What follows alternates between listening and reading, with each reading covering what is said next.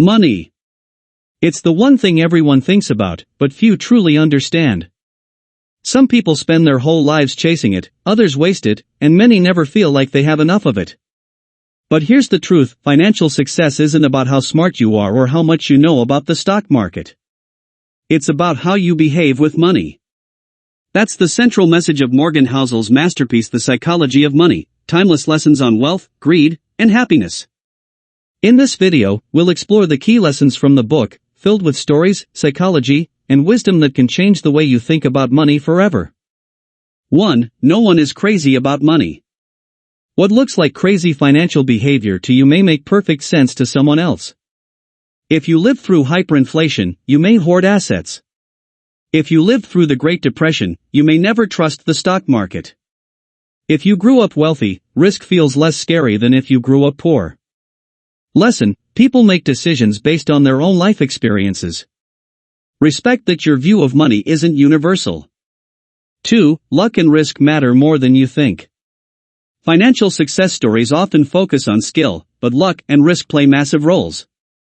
Bill Gates was smart, yes, but also lucky to attend one of the only schools with a computer. On the flip side, brilliant investors have failed simply due to bad timing or unfortunate events. Lesson: don't judge success or failure too harshly. Be humble about your own wins and compassionate about others' losses. 3. Never enough. One of the greatest risks in money is not knowing when you have enough.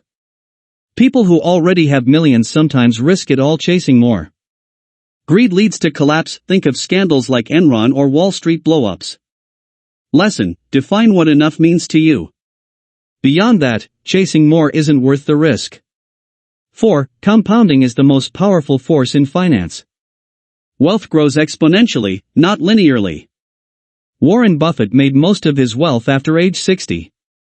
Not because of magic stock picks, but because he let compounding work for decades. A single extra year of compounding can matter more than a higher rate of return. Lesson: start early, be patient, and let compounding do the heavy lifting. 5. Getting wealthy versus staying wealthy. It's one thing to make money, another to keep it. Getting wealthy often requires risk-taking and optimism. Staying wealthy requires caution, humility, and paranoia. Lesson: survival is the real financial superpower. Always protect your downside. 6. Freedom is the ultimate goal. Money's greatest value isn't in cars, houses, or luxury. It's in freedom. The freedom to wake up and decide what to do with your time. The freedom to say no to things you don't want to do. Lesson: true wealth is control over your time, not flashy possessions. 7. Save money, even if you don't have a goal. Housel stresses that saving isn't just about buying something later. It's about flexibility. Savings give you options. They give you confidence in uncertain times. They let you say yes to opportunities. Lesson: you don't need a reason to save. Save because you never know what the future holds. 8. Reasonable rational. It's better to be reasonable than perfectly rational. The rational choice may be to invest 100% in stocks for maximum return. But if that makes you panic during downturns, you'll sell at the worst time. Lesson: choose a money strategy you can actually stick with, even if it's not mathematically perfect. 9. Surprise. The world changes. History doesn't repeat, but it rhymes. Investors often prepare for the last crisis, not the next one. Nobody predicted the 2008 crash exactly as it happened, or the 2020 pandemic market crash. Lesson: expect the unexpected. Build flexibility into your financial plan. 10. Tails drive everything. In investing, a small number of events shape most of the results. A handful of companies, Apple, Amazon, Microsoft, drive most of the stock market's long-term gains. A few days account for most of an investor's returns. Lesson: you don't have to get everything right, just a few big things. 11. Wealth is what you don't see. Spending shows richness.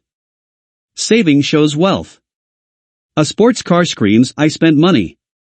A large, quiet investment portfolio whispers, "I have money." Lesson: don't confuse showing off with being secure. Real wealth is invisible. 12. Man in the car paradox. People buy luxury items to be admired. But nobody's admiring them, they're admiring the car. When you see a Lamborghini, you don't think, what a cool driver. You think, what a cool car. Lesson: chasing status with money rarely works. People admire things, not the person buying them. 13. You and me see money differently. Your financial choices are shaped by your background. A millennial investor after 2008 may see stocks as dangerous. An older investor who saw the market rebound may see them as safe. Lesson: don't assume your view of money is the truth. It's just your perspective. 14. The seduction of pessimism. Bad news sounds smarter than good news. People love hearing predictions of crashes and doom. But historically, markets rise far more often than they fall. Lesson: optimism is rational in the long run. Don't get trapped by constant pessimism. 15. Room for error. Always leave margin for error in your finances. Emergencies, job losses, medical bills, or sudden crises will happen. A buffer keeps you alive when the unexpected hits. Lesson: don't plan for things going right. Plan for when things go wrong. 16. You'll change.